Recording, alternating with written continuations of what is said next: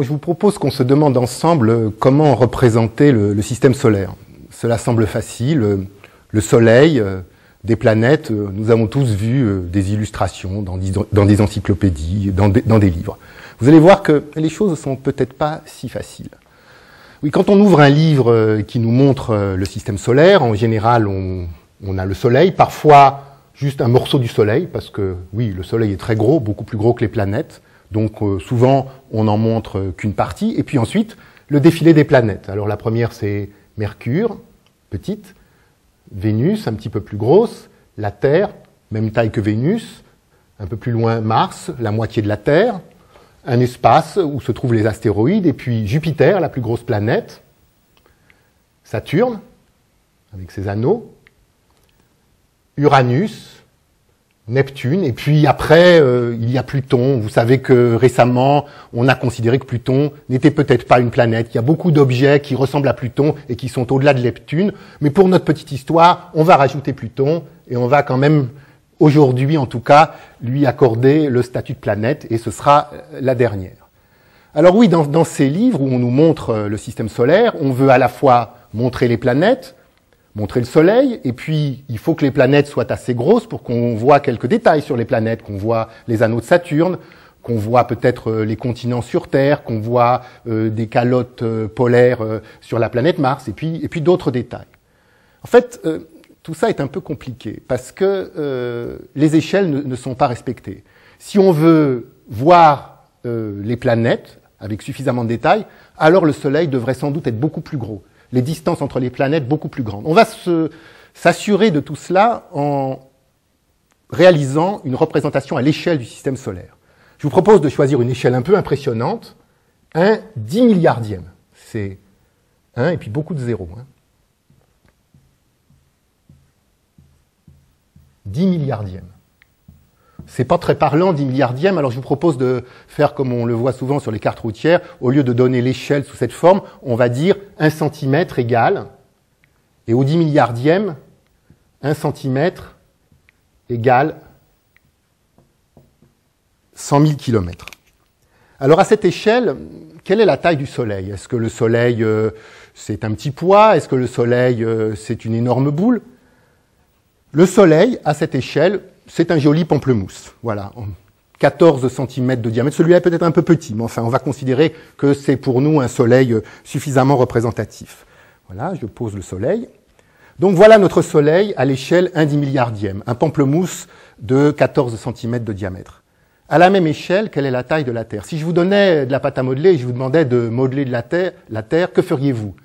Une boule qui aurait la moitié de la taille du pamplemousse, un dixième la taille du pamplemousse? Je vous laisse deviner. En fait, j'ai préparé ici une petite terre. Je vais essayer de la prendre. Elle est toute petite. Elle est même un peu trop grosse. Je vais la réduire un peu. C'est une petite boule dont le diamètre, à cette échelle, doit faire 1 mm,2. À peu près 1/100 du rayon ou du diamètre du pamplemousse. La Terre est toute petite à cette échelle. Si le Soleil est un pamplemousse, la Terre est une tête d'épingle, une grosse tête d'épingle. Autre question, à quelle distance, toujours à cette même échelle, dois-je placer ma Terre tête d'épingle pour représenter les 150 millions de kilomètres qui nous séparent en réalité du Soleil? Là aussi, la réponse est assez surprenante. Ça n'est pas ici, ça n'est pas là, c'est à 15 mètres. Il faut que je n'ai pas la place ici, je ne vais pas partir à 15 mètres, c'est à 15 mètres que je dois poser cette petite boule pour représenter à l'échelle la distance Terre-Soleil. Alors voilà, je vais ici résumer nos conclusions. Le Soleil, dans ce modèle réduit, a un diamètre de 14 cm. La Terre, un diamètre de 1,2 mm. Et elle est à une distance de 15 mètres du pamplemousse. Alors je vous donne la suite de l'histoire. Mars, la moitié de la Terre, 0,6 mm, moins d'1 mm, un demi-millimètre, à 22 mètres, 23 mètres du pamplemousse. Jupiter, la plus grosse planète, 10 fois la Terre, 1,2 cm, à 75 mètres du pamplemousse. Saturne serait à 140 mètres du pamplemousse, et Pluton, planète ou pas planète, à 600 mètres du pamplemousse. Donc vous voyez, voilà la vraie échelle. Donc on ne peut pas représenter sur un livre correctement le Soleil, les planètes. Il faudrait pouvoir avoir un livre à volets, donc on déplierait sur une quinzaine de mètres pour pouvoir avoir à la fois un Soleil de taille raisonnable et des planètes dont on verrait quelques détails. Donc je ne sais pas si un tel livre existe, il faudrait beaucoup de volets à déplier pour pouvoir montrer le système solaire à la vraie échelle. Du coup, nous avons tous en tête une vision trop ramassée du système solaire. Nous avons l'impression, à la suite de la vision de toutes ces représentations qui sont fausses, d'un système solaire qui est trop compact. Les planètes semblent, d'une certaine manière, collées au Soleil. En pratique, vous voyez, un pamplemousse, la Terre à 15 mètres, Jupiter à 75 mètres, Pluton à 600 mètres. Tout ça, tous ces objets sont assez loin les uns des autres. Alors maintenant, on peut se demander où se trouve l'étoile la plus proche. On a parlé du système solaire. Où se trouve l'étoile? L'étoile la plus proche s'appelle Proxima du Centaure. En réalité, elle est à 4 années-lumière du Soleil ou de la Terre. Et c'est une étoile dont les caractéristiques sont assez voisines de celles du Soleil. Donc après tout, il est tout à fait raisonnable de la représenter par un autre pamplemousse. Dans mon modèle réduit, à quelle distance du premier pamplemousse dois-je poser mon second pamplemousse pour représenter la position de Proxima du Centaure? Vous avez vu, Pluton est à 600 mètres. Est-ce que ce second pamplemousse est à 5 km? Il est plus loin que Pluton. Est-ce qu'il est à 5 km, 10 km, 20 km, 50 km? Il est beaucoup plus loin. Il est à 4000 km. Tout ça nous montre que les étoiles, et même les étoiles les plus proches, sont bien loin de nous.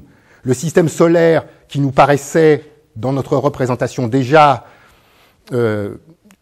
occuper pas mal de place, en pratique, c'est une toute petite zone de l'espace si on la compare à la distance des étoiles les plus proches. Bon, les réalisations humaines, du coup, paraissent assez modestes. La seule chose que nous avons faite, c'est d'être allés, en tout cas directement sur la Lune, avec des astronautes. On est allés plus loin avec des sondes automatiques. La Lune, dans mon modèle réduit, est à 3,5 cm de ma boule Terre. C'est à peu près un quart de la boule Terre à 3,5 cm. C'est bien peu de choses.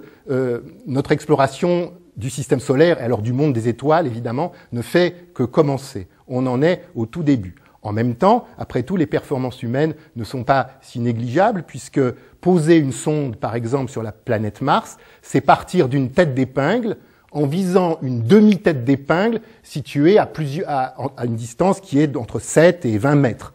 Et donc, il faut bien viser. Et maintenant, le guidage des engins spatiaux est suffisamment précis pour qu'on sache faire cela.